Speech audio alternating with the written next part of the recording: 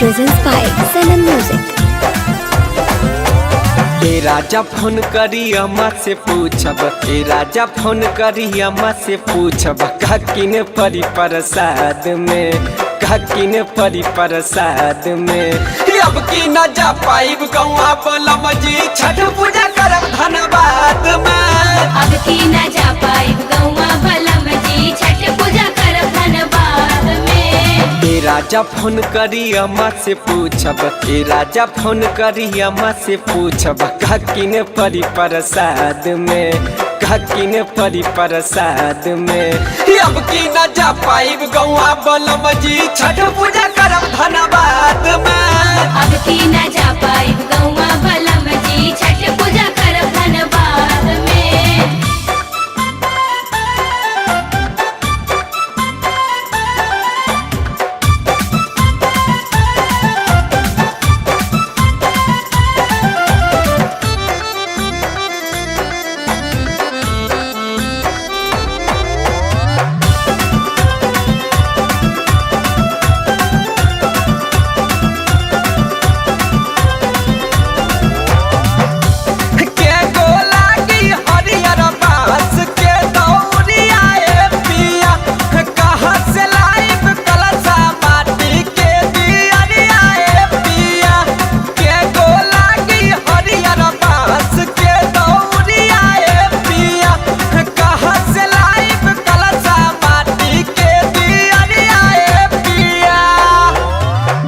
कठिन होला छठी बरतिया, बड़ा कठिन होला छठी बरतिया। सोचे पड़ेला बाते बात में, सोचे पड़ेला बाते बात में। अब की न जा पाइब गौआ बलम जी, छठ पूजा करब धन्यवाद में। अब की न जा पाइब गौआ बलम जी, छठ पूजा करब धन्यवाद में।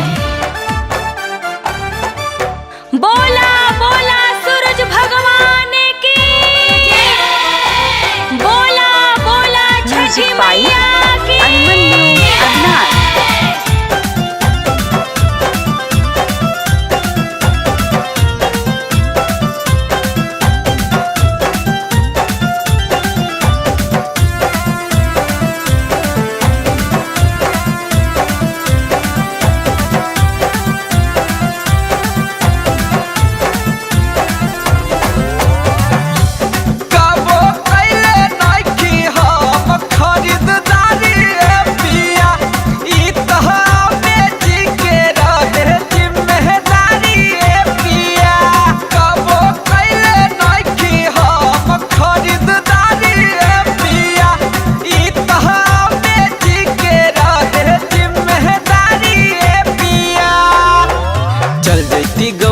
रहती बलम मजबूरी जे हमारा साथ में, चल जैती गौआ न रहती बलम मजबूरी जे हमारा साथ में।